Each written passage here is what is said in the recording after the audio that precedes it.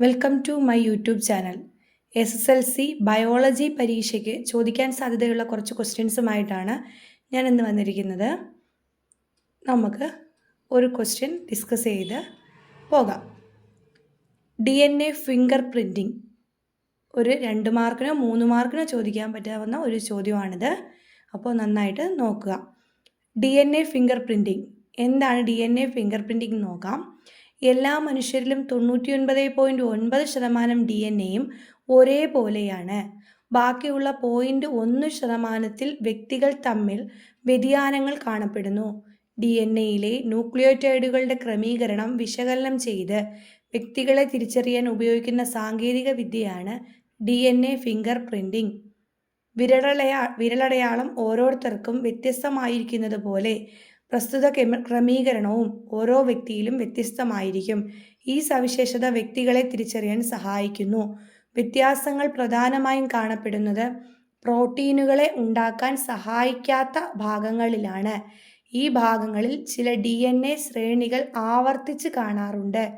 ആവർത്തനങ്ങളുടെ എണ്ണത്തിലും ക്രമീകരണത്തിലും വ്യക്തികളിൽ വ്യത്യാസമുണ്ടായിരിക്കും. മാതാപിതാക്കളും സന്താനങ്ങളും സഹോദരങ്ങളും തമ്മിൽ DNA പാറ്റേണുകൾക്ക് കൂടുതൽ സാദൃശ്യം കാണിക്കപ്പെടും. അപ്പോൾ എന്താണ് ഇതിനകത്ത് പറഞ്ഞത്? എന്താണ് DNA ഫിംഗർ പ്രിൻറ്റിംഗ് എന്നുള്ള ഒരു ഡെഫിനിഷൻ നമ്മൾ കൊടുത്തു. DNAയിലെ ന്യൂക്ലിയോടൈഡുകളുടെ ക്രമീകരണം വിശകലനം ചെയ്ത് വ്യക്തികളെ തിരിച്ചറിയാൻ ഉപയോഗിക്കുന്ന സാങ്കേതിക വിദ്യയാണ് DNA ഫിംഗർ പ്രിൻറ്റിംഗ്. വിരലടയാളം ഓരോരുത്തർക്കും വ്യത്യസ്തമായിരിക്കുന്നത് പോലെ പ്രസ്തുത ക്രമീകരണവും ഓരോ വ്യക്തിയിലും വ്യത്യസ്തമായിരിക്കും. നോക്കിക്കേ, മാതാപിതാക്കളും സന്താനങ്ങളും തമ്മിലുള്ള ബന്ധം തിരിച്ചറിയുന്ന ഈ കോഡിംഗ് നോക്കിക്കേ. ഒരുപോലെ ഏകദേശമൊക്കെ ഒരുപോലെ ആയിരിക്കും. ഇവിടെ സംശയിക്കപ്പെടുന്ന കുറ്റവാളികളെ കണ്ടെത്താൻ നമ്മൾ DNA ഫിംഗർ പ്രിൻറ്റിംഗ് ഉപയോഗിക്കുമല്ലോ. അപ്പോൾ ആ കുറ്റവാളികളെ കണ്ടെത്താൻ ഉപയോഗിക്കുന്ന നോക്കിക്കേ, സാമ്പിൾ എടുത്ത് വെച്ചിട്ട് ഇതുപോലെ ഫിംഗർ പ്രിൻറ്റിംഗ് ചെയ്യും. ശാസ്ത്രജ്ഞനെ അറിയാം. DNA ഫിംഗർ പ്രിൻറ്റിങ്ങിനെ പറ്റി ശാസ്ത്രലോകത്തിന് പരിചയപ്പെടുത്തിയ വ്യക്തിയാണ് ബ്രിട്ടീഷ് ജനിതക ശാസ്ത്രജ്ഞനായ sir Alec Jeffrey. 1984 September 10 Leicester യൂണിവേഴ്സിറ്റിയിൽ വെച്ച് DNA ഫിംഗർ പ്രിൻറ്റിംഗ് കണ്ടുപിടിച്ചു. ഒരു DNA എക്സ്റേ ഫിലിം നിരീക്ഷിക്കുമ്പോൾ വ്യക്തികളുടെ DNA പാറ്റേണുകളിലെ വ്യത്യാസങ്ങൾ അവരെ തിരിച്ചറിയാൻ ഉപയോഗിക്കാമെന്ന് അദ്ദേഹം തിരിച്ചറിഞ്ഞു. ഓരോ വ്യക്തിക്കും തനതായ ഒരു DNA പാറ്റേൺ ഉണ്ടെന്നും അത് വിരലടയാളം പോലെ അതുല്യമാണെന്നും അദ്ദേഹം തിരിച്ചറിഞ്ഞു.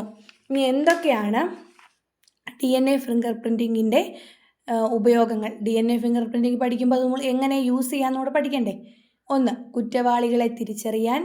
2. ജനിതക വൈകല്യങ്ങൾ തിരിച്ചറിയാനും പാരമ്പര്യ രോഗങ്ങളെക്കുറിച്ച് പഠിക്കാനും. 3. മാതാപിതാക്കളും കുട്ടികളും തമ്മിലുള്ള ജൈവിക ബന്ധം നിർണ്ണയിക്കാൻ. 4. ഫോസിലുകൾ തിരിച്ചറിഞ്ഞ് വംശപരമ്പര മനസ്സിലാക്കാൻ. 5. അപകടങ്ങളിലോ ദുരന്തങ്ങളിലോ പെട്ടവരെ തിരിച്ചറിയാൻ. 6 എന്ന് പറയുന്നത് വംശനാശ ഭീഷണി നേരിടുന്ന ജീവികളെ ട്രാക്ക് ചെയ്യാനൊക്കെ നമുക്ക് എന്തുപയോഗിക്കാം? ഈ പറഞ്ഞ DNA ഫിംഗർ പ്രിൻറ്റിംഗ് ഉപയോഗിക്കാം. അപ്പോൾ ഇത്രയും നോക്കുമ്പോൾ DNA ഫിംഗർ പ്രിൻറ്റിംഗ് ഓക്കെയാണ്. Thank you.